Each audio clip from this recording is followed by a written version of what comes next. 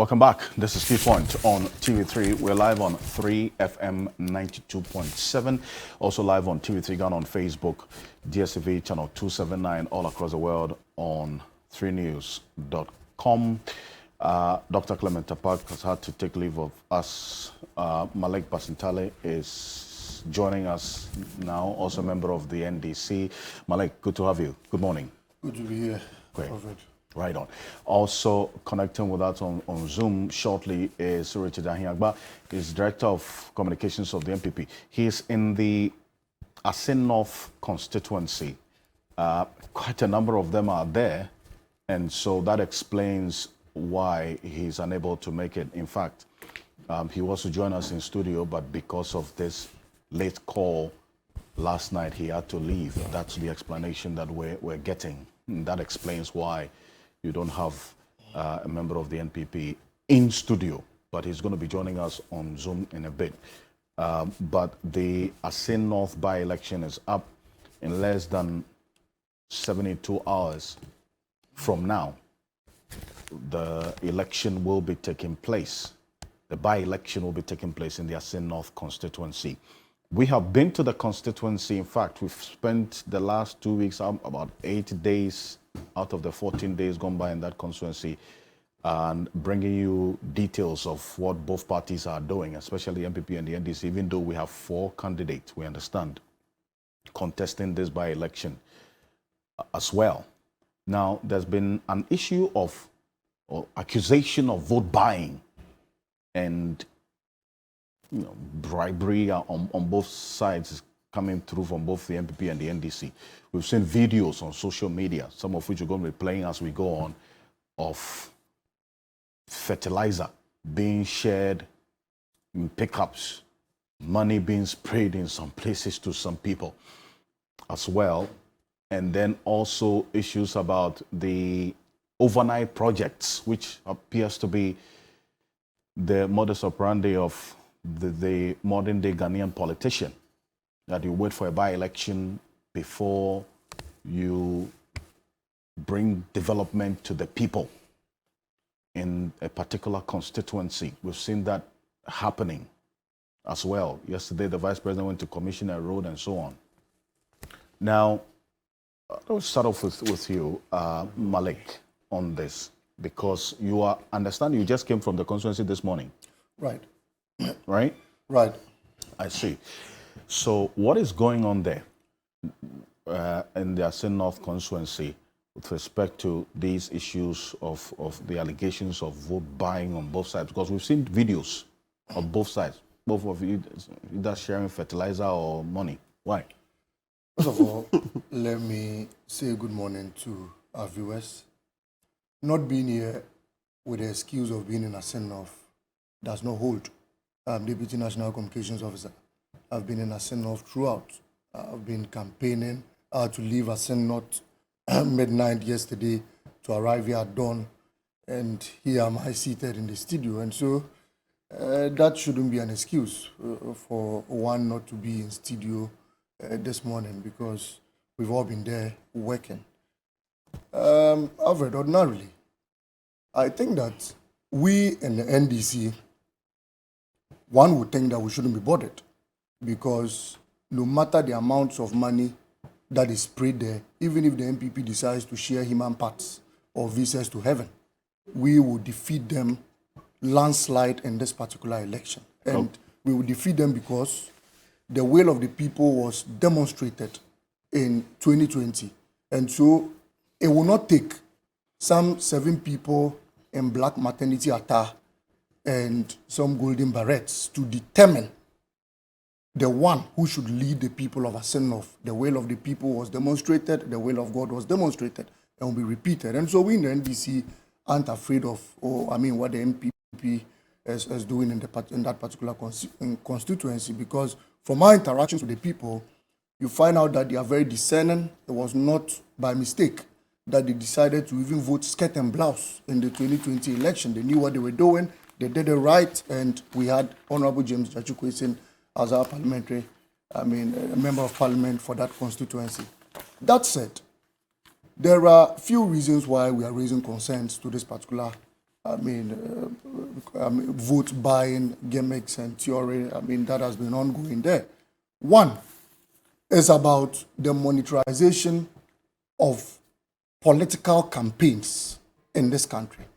Civil society groups have invested so much in ensuring that we have a campaign system in conformity with the rule of law, in conformity with the Constitution of Ghana, and by so doing, we have a political campaign where all candidates and political parties are given a fair space to share their message and vision statements.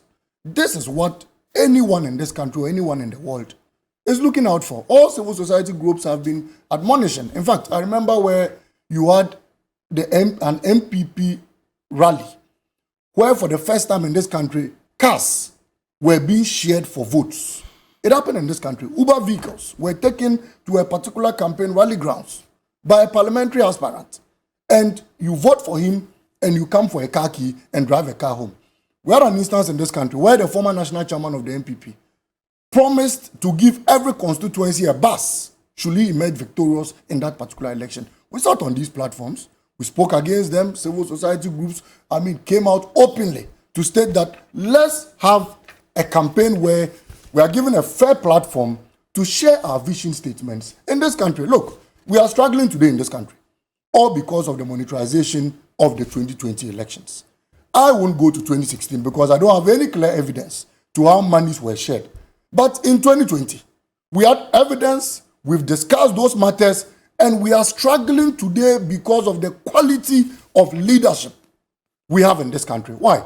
In 2020, if people were given a fair platform, share your message, let me share my message.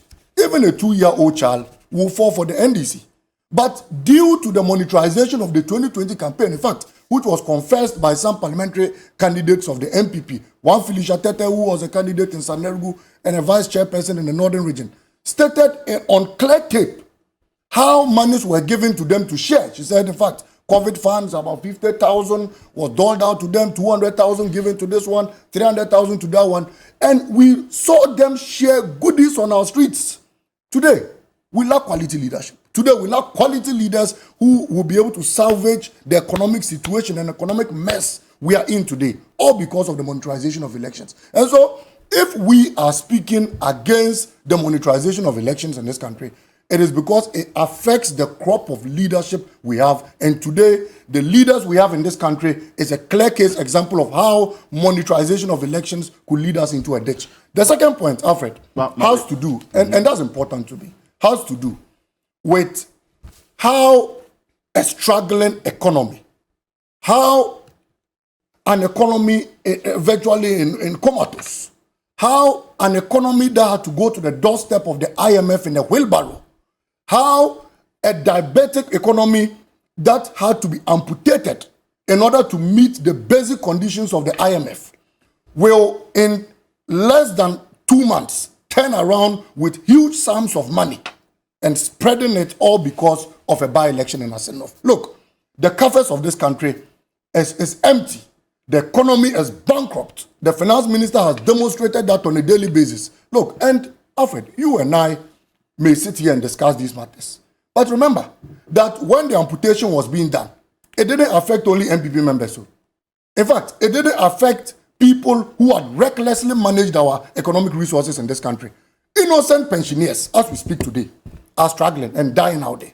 People are unable to meet basic needs. People are unable to feed 2 times daily. People are unable to buy drugs and pay school fees, all because of this amputation. And why did we get to that point? Because of recklessness, because of the mismanagement of this economy, because of the incompetence of our leadership today, and because people felt that, look, when President Akufo-Addo was flying an 18,000 pound jet an hour, we spoke about it. Some people made it a laughing matter. I remember that when we were talking of how President Akufo-Addo chartered a 17,000 pound an hour jet to watch a UEFA Champions League finals, match finals, between Liverpool and his favorite team, Tottenham Hotspur.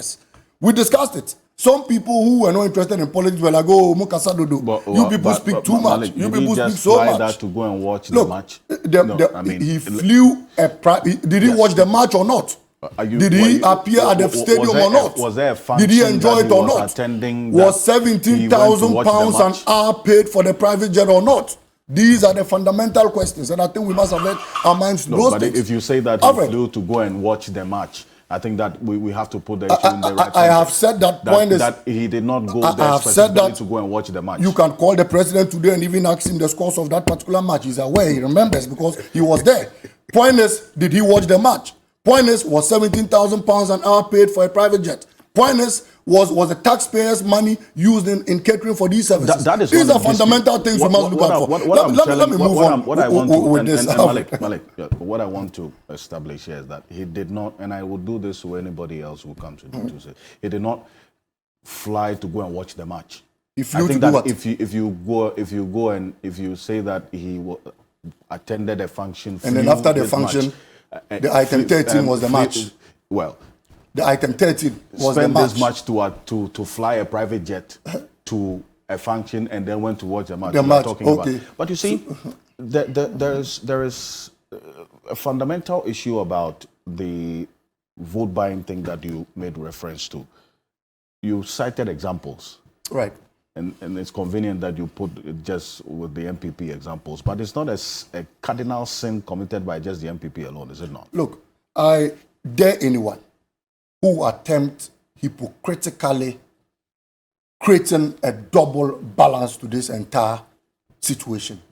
I'm on this platform, and I dare anyone who would attempt to hypocritically, have a fair balance and an attempt try to make it a both side situation. Have you seen anybody in the NDC carry Uber cars as an aspirant to share in a particular election? Have you seen anybody, Uber cars in the NDC to share in an election? You mean where? In Ghana, in Ghana, MP. But he's here. Don't Alfred is here. Alfred. No. Mr. Kwebu, with the greatest of respect, Alfred is here. MPP carried Uber cars. No, and you say, have you seen any NDC member? So do you mean Uber alone or generally vote by? I am coming. I've started with Uber. You guys do it both sides. No. Mr. Kwebu, I've already stated that. At University of Ghana, Mama, those small, the I-20 Hyundai, or we say Hyundai. Which election was he contesting for? 2012. Which election was he contesting for? And he gave it to students. Mr. Muhammad, Mr. Kwebu, please. That was the story. Please, that was the story you heard from some people walking out there. You've been listening last No. With the greatest of respect. Why? So vehicles are being given to MPP party chairman for the works they are doing as constituency chairman. Must I say that is vote buying? So because an I-10 was given to a 10 president so that he works on campus to deliver the youthful population for the party, is that vote buying? Mr. Kwebu, that is not what we are addressing here. We are addressing a situation where we say, vote for me and come and take this. We are addressing a situation where we say, take this and vote for me. That is what we are discussing on this platform. And so anybody who hypocritically and you are try to play both sides in this particular matter will be exposed on this platform. Okay. No, let me land on this. Just a minute. You see? Okay. So, Alfred, in all of this, I think you have to take your time and make your point. We are concerned. I don't know why you are jittery. I don't know why you are jittery. I don't know why you are jittery. You relax. You are hitting too hard. I don't know why. I don't know why you are jittery. I don't know why you are jittery because I feel you will attempt equalizing. I know. And probably that is why you are already behaving this way. But we get there. Okay. Alfred, to land on this, I am saying, the point we are making is that in what is happening in Assin North, if we allow things to go this way, I feel it will be extremely bad for the economic situation, especially in the court of public opinion, because people are concerned that to date, the government is struggling to pay NAPCO trainees who have been recruited. To date, the government is struggling to pay school feeding caterers. And what surprises a lot of people, Alfred, is that even fertilizer contractors who have not been paid, the same fertilizers they supplied, not for sale fertilizers, are being distributed in this particular constituency. Yet, the MPP government claims it has no resources to pay all these people. And so, we are speaking against this because we feel that The government, as usual, has gone on a very reckless spear. The government, as usual, has gone on a very wrong notion. And if care is not taken, after this particular election, we'll be back to a second phase of amputation, and we'd all have to bear the consequences. In fact, what's happening in Assin North and the sharing of items is, well, from the videos we have seen, is not just peculiar to the NPP. We've seen some videos as well, and I know you are just coming from the constituency as well, so you will explain why you are also sharing things. Right, I'm here. Yes, so let me go on to Zoom now, and gentlemen, I'll come to you, please. Richard Ahiagba is Director of Communications of the NPP. He's also joining us on Zoom from the Assin North constituency, and as I indicated, he planned to join us in studio, but he had an emergency, had to attend to the situation in Assin North, so had to leave. Mr. Ahiagba, can you hear me? Good morning. Hello, good morning. Can you unmute for me? Hello? We'll rectify that, forgive me. Professor Jampo, let me bring you at this point while we rectify that connection, forgive me. Yes, on what is happening just in the Assin North, the focus Assin North, but this increasing feature, which is also impacting negatively on our democracy, the advancement of our democracy. You're talking about vote buying and then the influence peddling that we have seen. You've heard examples cited by Malik, obviously with the MPP, but then you will see that on both sides it's happening. What can be done to cure this, especially when it appears to be working for them? Because look, if they go on and do these projects, last minute projects, it tends to impact on the outcomes of the election. So the electorate as well, what should be the response to such things when they happen? All right, so what I know is that in the lead up to by-elections, political parties do all manner of things, particularly the regime in power. What we see is that they would resort to several shoddy developmental projects that are only aimed at attracting or getting the people to see those projects so that they can vote for them. And I've also described, on several occasions, I've described those developmental projects as vote buying projects. They don't last. They don't outlast the elections. So it happens, especially with the ruling party. And I say this for all ruling parties in the history of our Fourth Republic. That's what we do, and they do, and we've spoken against it. But like you said, I mean, I've not been to Assin North, but I think your team have been there. And you are telling us that the accusations of vote buying this time is cuts, across both sides. I've not been there, but if your team has been there and then they are saying so, then I am inclined to take what you are saying more seriously than take what any politician says. So Malik should slow down a bit and let us do a general, analysis of the situation. I have a view that, you see, the one who win the by-elections is going to win. And some of these maneuverings that tend to undermine the expression of the choice of the people do not help advance the cause of democracy. Yes, it's going to be a very keenly competitive election because the last election that was held there, you had the member of parliament winning from the NDC, and then the president of the on the MPP ticket, President Akufo-Addo, also winning for the presidential, race. And so it tells you that the people there are quite discerning. It's a cosmopolitan area. And so I am happy that the two parties are not leaving anything to chance. They are vibrant, they are visible, they are there campaigning, and I think it's good. But you see, oftentimes the possibility of such campaign, such keenly competitive election degenerating into chaos is also high. And so I would urge the police to be up and doing.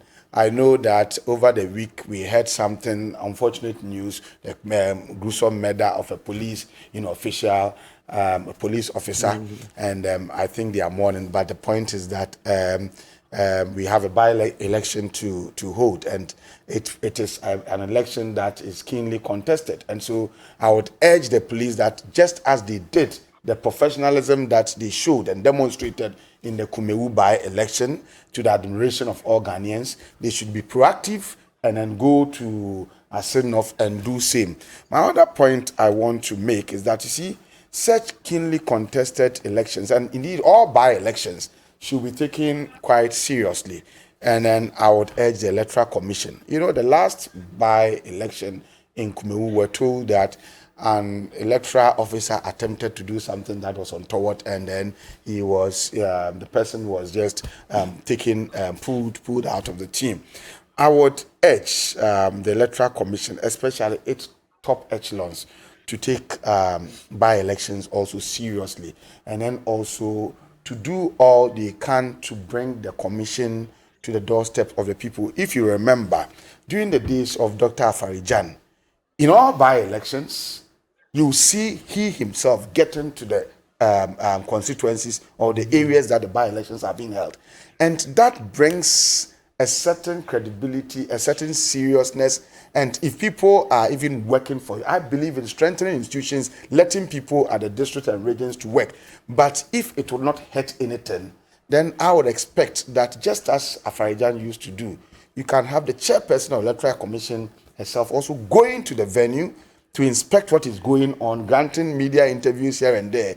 It all helps in improving or rebuilding the trust deficit of the commission. It shows seriousness, and if any of your officials even want to be lackadaisical or lazy or do something untoward, the fact that the chairperson of the commission herself is there also would make them sit up. It also makes the combatants or the key leading or the political parties that are contesting, it also makes them see the Electoral Commission as treating the issues or the election with a sense of seriousness. The last thing I want to say about the by-election Assin North is the fact that I think I'm told that Kofi Apalu's party, LPG, has also shown interest, and it is there. I think it is something we should encourage. It appears that in the history of the Fourth Republic, we have oftentimes abandoned or left by-elections in the hands of the two main political parties. But if we are seeking to break this duopoly of the NDC MPP, then these smaller parties must also show a certain interest in by-election. You can go and just take one constituency and then campaign, and endear yourself to them. Just get one parliamentary candidate there. And in so doing, you may be building the capacity, you may be strengthening your political party, and then gradually we may be moving away from the NDC MPP duopoly. But so generally, these are the few things that I want to say. But let us make the point that vote buying is not good. We've always criticized it. Whoever practices it, whoever does it, we should condemn it because it undermines the expression of the choice of the people. And like you said, you have been there. I have not been there. I've not seen any video. But if you tell me that it cuts across both sides, then I'm likely to believe what you are telling me. And if it is what is going on, we must all condemn it and tell the politicians that they should go about their campaigning as they are doing and allow the people to express their choice. At the end of the day, I believe that the one who will win. Well, it's indeed, but as you always said and made reference to, the magnitude of both good and bad is always on the side of the incumbent, is it not?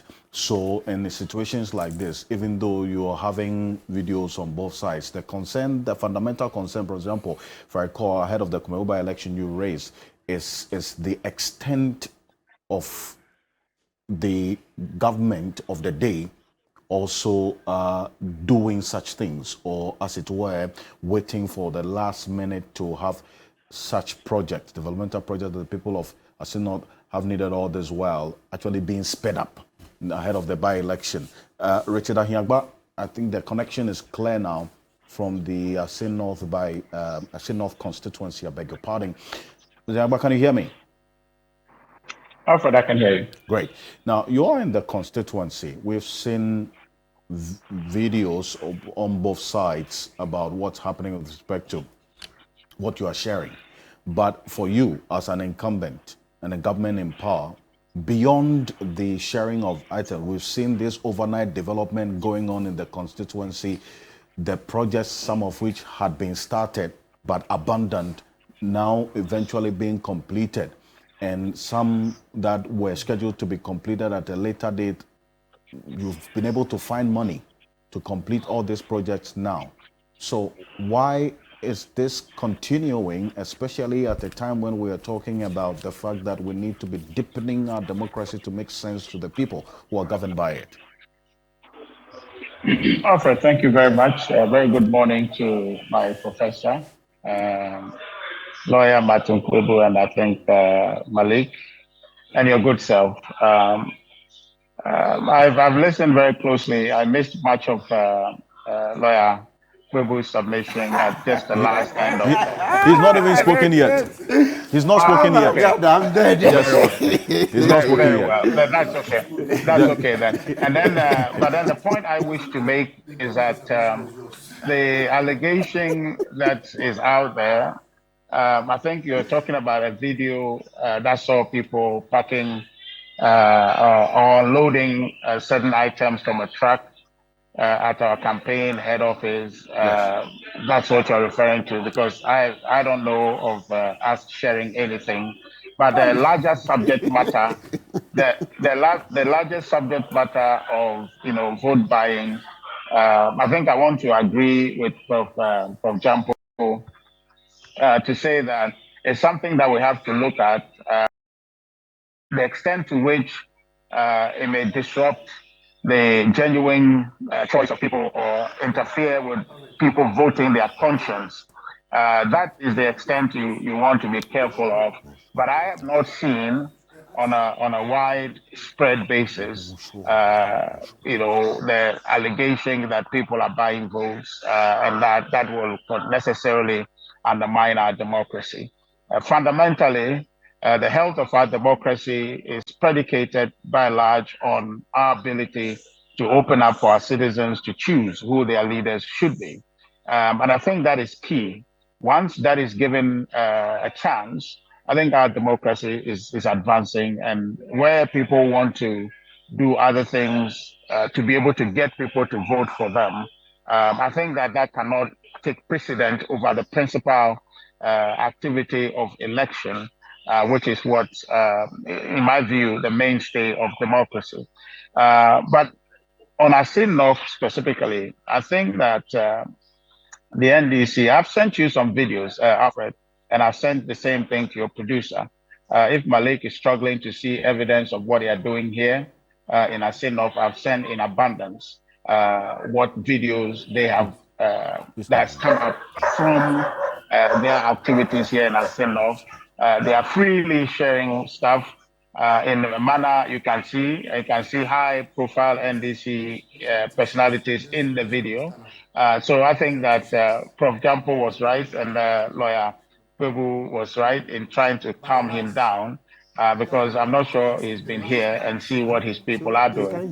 But in my view, I don't think that there is a problem from our side. We are really, Alfred, I've been campaigning in the rain, in difficult circumstances, in the night, late into the night, to try to get our message to the people.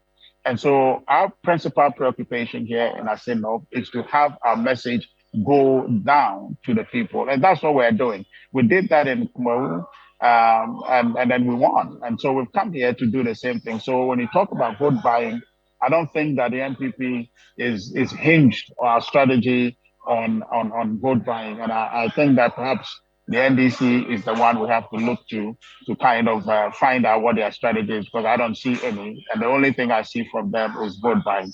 But I think, Alfred, the other thing I think we should look at is really beyond vote buying, which is the principal conversation we're having this morning. I think we need to look at the messaging of political parties in our democratic conversation. Now, that for me is more compelling a conversation to have than even people giving things to people, because you can give you can give even the whole world to someone. If the person doesn't find you to be long term, to be credible, or to be in a position to meet their needs, they won't vote for you. We've seen this in other instances where people go to delegate elections and they will vote. They will give support to people, and ultimately they will end up losing. You'll recall the very famous words from Sir John that says, "Fear delegates," on the basis of trying to appeal to people in a certain way, and then expect that ultimately they will support you based on what you think you have done for them. It's never 100% situation that once you have served people with a certain good, they will then respond in votes for you. The reason I say that, Alfred, is that here in Assin North, I have been here from the start, and I've been following the NDC's campaign. I cannot tell you for the life of me what the NDC is proposing to the people of Assin North. Quite simply, I don't see what the NDC is proposing. They don't have anything that they are saying here except two things, Alfred. They're lying, blatantly advancing lies in this constituency, and then are just making a situation out of the fact that the law has caught up with Hypocrisy.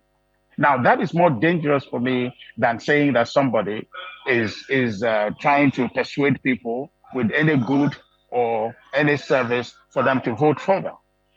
And that, for me, for example, and if you're listening, with your expertise on this, that's, for me, a more fundamental conversation. Because why are people going to vote for NDC or NPP?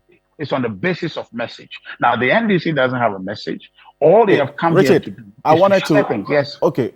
What you keep talking about the NDC's message, right? But what is your message? What is your message in the Assin North constituency? I'll come to our message, but let me just conclude. No, I mean, so that, I just want to move on to because you spent quite some time analyzing the NDCs. You said they don't even have a message, so you are not even analyzing their message. But what's your message, you? Alfred, I'll get to my message if you let me finish with it.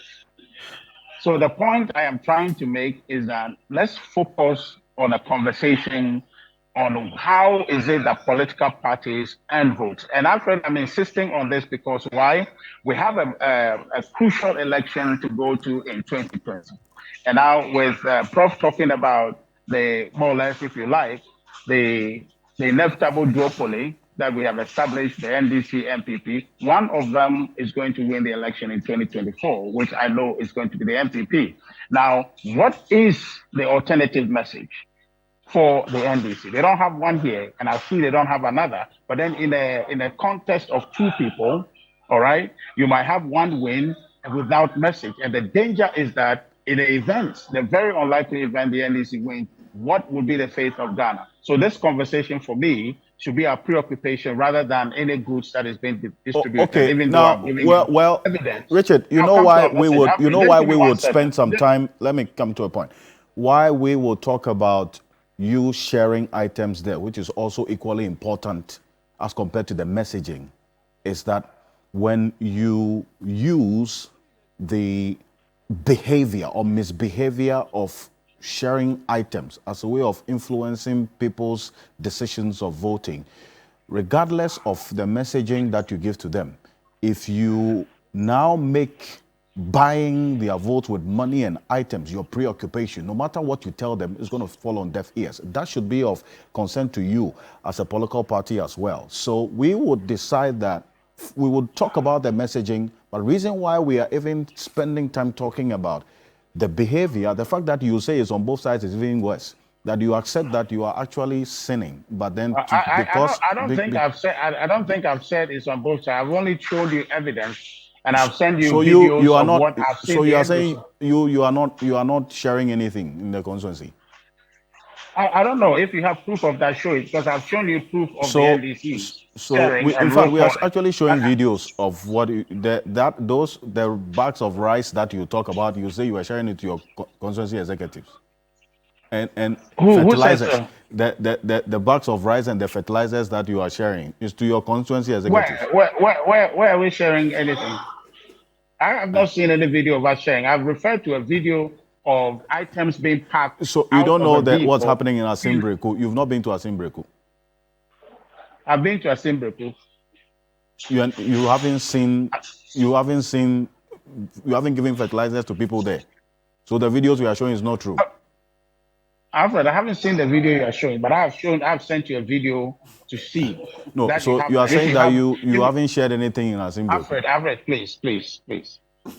No, I'm just asking. I'm asking questions. No, I'm not doing anything else. I've answered you clearly that I haven't seen the video. I've seen. I've referred to there's a video of people packing things out of a vehicle in our premises. That is not equal to sharing anything. I just want to be clear on that. But I've shown you a video of a group of people roll calling people and giving them items. But I'm saying to you that even that is not as egregious as not having a political message, which is the thrust of democracy, the proposition to the people. What is it we want to do for the people? That is more egregious, because I've shown you here that giving things to people in the name of trying to buy their votes does not necessarily translate to victory. I've shown you evidence of that. And so my point to you is that let's even set that aside and focus on the core message. Because if you make the assumption, okay, that both sides are actually giving any goods or services to the people to vote for them, at the end of the day, what maintains or what obtains after all these elections is done with is what must be delivered with the power that has been earned. And that's where I think the conversation should be, to say that what is it they are proposing in principle to do, Richard, or not to do. But that is absent. Okay, so I've been asking this question consistently, and you've been talking for almost 5 minutes. What's your message? What's your message in the Assin North constituency? Alfred, I'll tell you our message, but you are not allowing me to. No, but Richard, the last time I asked you this question, hold on a bit for me. The last time I asked this question about what your message is was 5 minutes ago. And you've been talking, analyzing the NDC, you're saying they don't have a message. So I don't even know what you're analyzing, but I'm actually asking if you have a message. What message are you giving to the Assin North people? That's all I'm saying. Okay. Well, thank you. I'll tell you our message. But the point I was just simply making to you is that just allow me to proceed, but you're interrupting, asking questions that does not fall in line with where I'm going. But I'll tell you our message. Our message is quite simple, that in the present situation, the NPP represents a better option in terms of development for the people of Assin North. If you came to Assin North today, I've been here for the period. What the people are talking about is that they want development. One, we will go to campaign rallies or campaign engagement. They tell you that when Honorable Kennedy Japan was their MP, at the time the constituency was one up until 2012 or so when it was divided, they saw visible development. That he himself and government have done a lot of the infrastructure projects. In fact, electricity extension in the Assin North constituency was actually spearheaded by Kennedy Japan when he became MP. At the time, the NDC initiative, self-help initiative to have people invest in the extension of electrification to their communities. He invested in buying 2,000 electricity poles that opened up the Assin enclave. Now, that kind of development is what the people want. So our message to the people is that we are here again to advance development. Now, if you look at the sequence of development at Assin North, when Kennedy Japan was there, development was advancing. When the NDC took over, and Samuel Ambry, development stalled. And these are the feedback from the people. And when Honorable Abdullah came under the MPP from 2016 to 2020, development picked up again. And when you go around, the people point you to the projects that the MPP had done. Now, to date, there isn't any visible NDC MP or NDC project that the people points to when we are here. Now, you just saw yesterday the 31-kilometer road from Praso to Asinfosu. That road has been there. It was done. A lot of development projects here that we are seeing. In total, Alfred, this government has done somewhere about 115 development projects. And I want to tell you, the idea that, okay, well, it's around this election that people are expediting development projects is completely false. About 81 of these 115 projects that I just told you are completed. 81 of them. Now, you don't start those kinds of 81 projects in 30 days in 30 days for which by-elections should be conducted and complete them at the same time. So the idea is that the people want development, and the NPP, based on our history and performance, we come here to tell them that look at what we've done in the past and look at what we have done in the recent past to determine that going forward we'll be able to do more. That is our basic proposition to the people, and that's what we've been advancing. And Alfred, you should have known this because it's self-evident. Some of my colleagues have come to your studio to tell you about the development projects that we are doing and we have done in Assin North, and that is our fundamental message, that trust us on the basis of what we have done, that going forward we'll do even more. Now, the NDC doesn't have that, so they've resorted to lies and character assassination and other tricks, to be able to win this election. I believe that they are on the wrong side of the conversation to advance our democracy. Richard, thank you. But because you say you're not seeing the video, I've been showing videos of both sides, what's happening. But then again, you see, I'll come to studio. Lawyer Matt, stay with me. No, Alfred, there's a question. I just want to say, can you show some of the videos I've sent you? No, since you are not able to see the videos that we are even showing, you are not seeing. Okay, that's the point. So I'm only saying to you that while you were talking, while you were disputing and asking me questions about the videos, I was actually showing them while you were talking. So just so you know. But then I'm looking at Zoom. I can only see the studio. Exactly. That's why I'm saying to you that you haven't seen those videos. I'm showing those videos. But I give you if I'm seeing and I'm not acknowledging it. I can't see. I can only see you guys in the studio. Lawyer Martin Pebo. Yes, but stay with me. Lawyer Martin Pebo. So it comes back to the fundamental concern that you were raising earlier. To see, until this by-election, some of the projects were scheduled to be completed later. In fact, government's narrative was that there was no money. Excellent. And so these projects were going to be completed at a later date. But every time there's a by-election, magically we find money to complete some of these projects. Yes. That and how that dovetails into the conversation of both vote buying and the threat that it poses to our democracy is what we're talking about. Lawyer Martin Bebo. Yes. Mr. Ahiagba, I think today we are together on a small bit. I see blue in your shirt and I'm wearing blue too a bit, okay? So on a lighter note, blue and the red anyway. Okay. Right, so I think I'll pick up one of the things Richard said, and I think Mr. Basintele also agreed. I mean, we definitely need reforms to be able to stem this vote buying and this and bad. Yeah, okay, yes. We really need to nip it because we can't continue like this. Government said it had no money, and right now as I talk, the individual bondholders Association of Ghana. We are crying. Pensioners are crying. Government is not paid our bonds. Yesterday some coupons matured. Government hasn't paid, and yet government took money to go and quickly finish our projects. All this kind of vote buying, it's insulting to us, the rest of the citizenry. You can finish a project well ahead of time, just because you want votes there. Then for pensioners and for other citizens who have lent you money, it's time to pay and you won't pay. What kind of, this abuse has to stop. It has to stop. Lawyer, permit me, and you continue. The videos we're showing, this is the MPP. This is the party's office there in Assin North, where the rice and fertilizer and other things were being shared, as you see there. So, Mr. Agba, since you're on Zoom, you can actually log up. You can go on TV3 Ghana on Facebook right now. You will see the videos we are streaming, just for your benefit. And then the earlier video as well we showed was the NPP. In fact, the NDC. Let's look at the NDC one as well. The Wellington boots and cutlasses and those things that you see there as well. Yes, those Wellington boots. That is so unfair. Those are the two. Yes, people, please. And I'll come to you, Mr. Agba.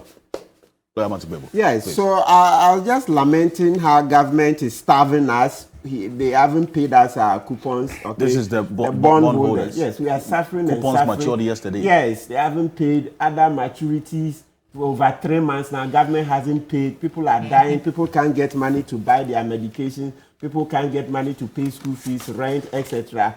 And government is taking this money to go and buy stuff to finish roads and other projects ahead of time. It's so unfair. We just feel like, okay, so we are being treated as second-class citizens. It's like when there's an election, then the electorate there become first-class citizens. People government who are second-class citizens. It's just, I look at it and I'm like, so what have we done to merit this kind of shabby treatment? Why? Use the money to pay people you owe. Cut your coat according to your cloth. You are living beyond your means. You see what happened in the IMF report. You see them saying that too many off-budget projects, etc. Part of the problem that led us into this ditch. And government hasn't heard. How? Why would you go and complete these things ahead of time? Obviously to buy votes. Obviously to buy votes. And that is not on. This is not a democracy. This is just a dictatorship. Because if it were a democracy, you would not be able to take such money to go and complete these projects ahead of time when you owe citizens and when citizens need that money to be able to feed. And so you are starving citizens, you are killing citizens to go and build roads or construct roads for other citizens. That's not how development is done. That is not development. This is just a dictatorship. President Kufuor, like we just said, he doesn't know anything about governance. He just rode on slogans, and today you see how the whole system is just, exposing him. Who does that? You owe citizens. Citizens are hungry. Citizens can't get food to eat. And then you take that money to go and buy votes. Listen, good father does such a thing. Who? And so point number 2. Many people have written about this vote buying phenomenon. And we've agreed over and over, I think, across the table, we all agree that it has to stop. But who will take the initiative? Who will take the initiative? Can the political parties just see through that? Look, let's debate on ideas. You can't continue to use money to buy votes like this. It's not sustainable. So you do this, and then the next moment you say you are fighting corruption. What corruption are you fighting? Well, in natural fact, you've been fostering it. Because it's clear that usually a huge chunk of our corruption starts right from the elections. Yeah, because if you go through the, even let me say, documented research papers, the CDD, the last time they came out with their research, they said it takes at least $100 million to conduct a presidential election. That's to prosecute a presidential election. That's for the parties.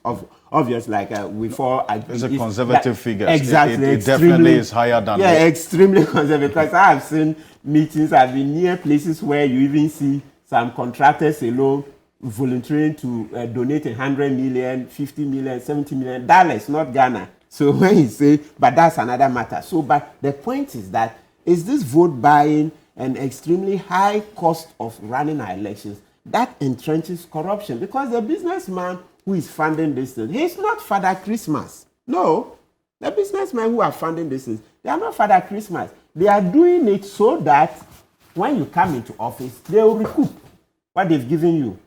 Yes, that's the whole idea. And they recruit multiple times.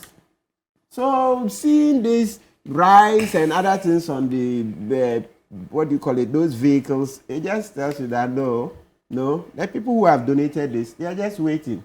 It's just a few months down the line, they will take contracts to more than compensate for what they have Donated or giving. Yes, that's the thing. And so it ties in once again. Sometimes when I'm coming here, I look for these things that have happened in the past and all that, and I'll just bring what I think I want to tie in here is with a statement by the Duncan Williams. Because every day we keep complaining about these things and governments are not changing. We are just sowing the seeds for civil uprising and all that. Yes, because when we get tired of talking here, the next time you see, like the things in the nature of the Arab Spring. Yes, that's why he said 4 years ago, Duncan Williams, just before the 2020 elections, and he says the presiding Archbishop and General Overseer of the Action Chapel International Ministry, Nicholas Duncan Williams, says the animosity in African politics and high levels of youth unemployment are setting up the stage for chaos. He predicts an uprising akin to the Arab Spring after 2020 in West Africa if political leaders do not deliver on their mandate. So let me look at the exact way. He says, look, I'm predicting by divine authority after 2020 going, if things don't change, there will be an uprising, a civil uprising on the continent of Africa. You see the Arab Spring uprising, that is the wind of that is a wind coming to Africa and to West Africa if something is not done. We go on and on. It's the context is that it's talking about this kind of politics that we all know, look, this thing is wrong. It's against the law. In the representation of people's law. Yes, it says no, don't treat voters. Don't buy votes. Don't. And this is a law that we've had since representation of people's law. I think it's 1989. Yeah, the year. I can always check on the link. So this is a law that's more than 30 years old. And every time we will honor it in breach more than in observing it. So you see what Duncan Williams is talking about. These things we have to change. Change. You can't do this vote by it. That's not it. Rather, what you've been called upon is to think outside the box to solve the problems of unemployment. Solve the problems of unemployment. You are not, because you don't have what it takes. You can't think outside the box. All you know is to take money to go and entice poor citizens that vote for me today. As for the larger problem of unemployment, well, push kicking this can down the road. Yes, always kicking the can down the road. Meanwhile, all our national security documents on the Ghana show that youth unemployment is a ticking time bomb. You see, so this small thinking by buying votes, it's sad. It's sad. I don't know where we want to go. Maybe somebody in Assin there should be brave enough to go lodge a complaint with the police so that we can use the law, because those are criminal offenses under the representation. I see, but to the extent that even though the law is against it, it's politicians are breaking this law with impunity. Yeah. It's working for them. Nothing is happening, and they're getting away with it. What should the response of the citizenry be? Because if you are expecting a politician to change his ways, for as long as it's working for them, even though they are breaking this law you have just quoted, we would only just be wishing something that will never happen.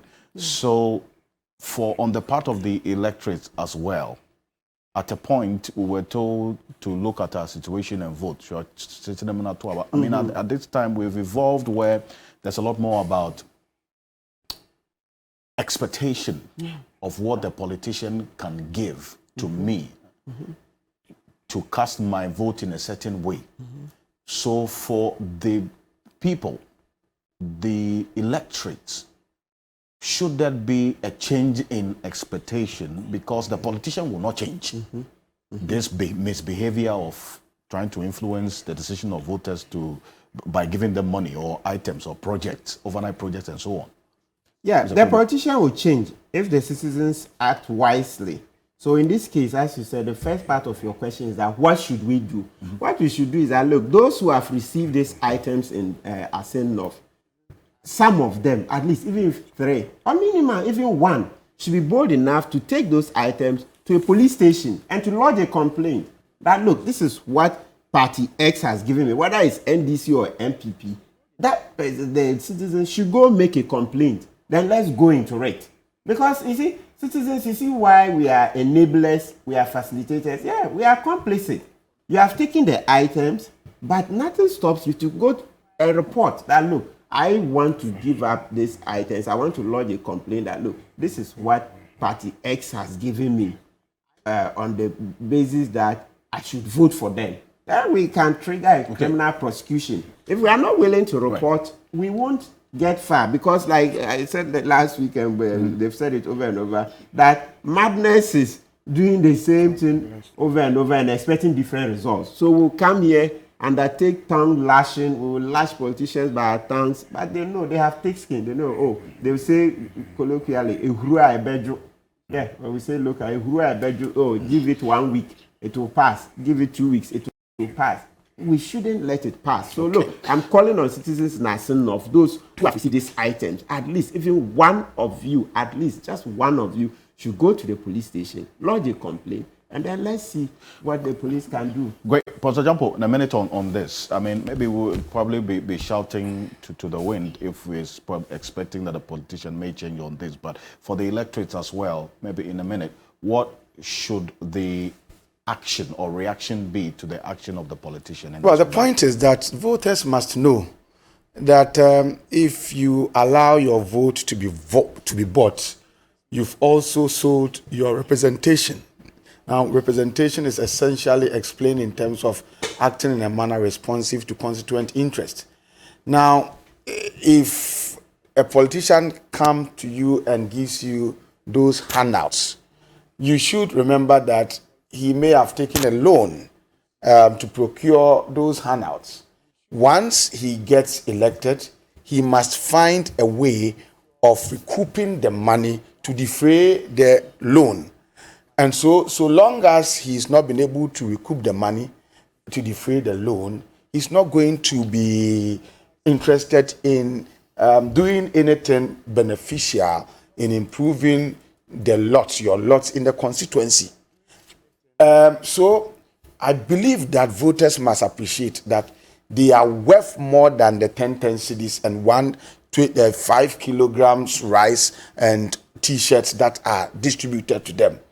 They should be thinking about how they can push their members of parliament to champion developmental projects like road construction, like attracting government interest in the constituency, said that you may have hospitals, clinics, health posts being constructed for you, and then other developmental projects that will benefit all. You should be thinking about this. But if you go and you are interested in those minor or small handouts, you've sold your birthright.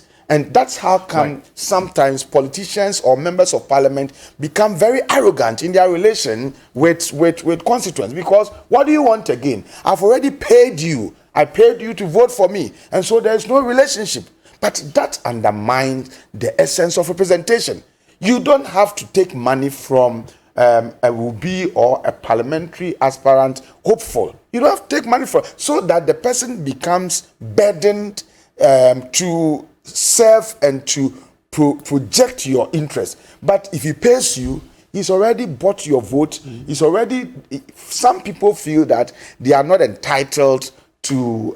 They are not supposed to be doing anything in terms of representation or anything in terms of building, helping to construct infrastructure for their constituent, and it's simply because they've already purchased or bought their way, through the process. Prof. Jampo, appreciate your time. Now, thank you. Now, we need to move on to the next. Today is the last day, in fact, for the filing of the nomination of the NPP flag bearer hopefuls.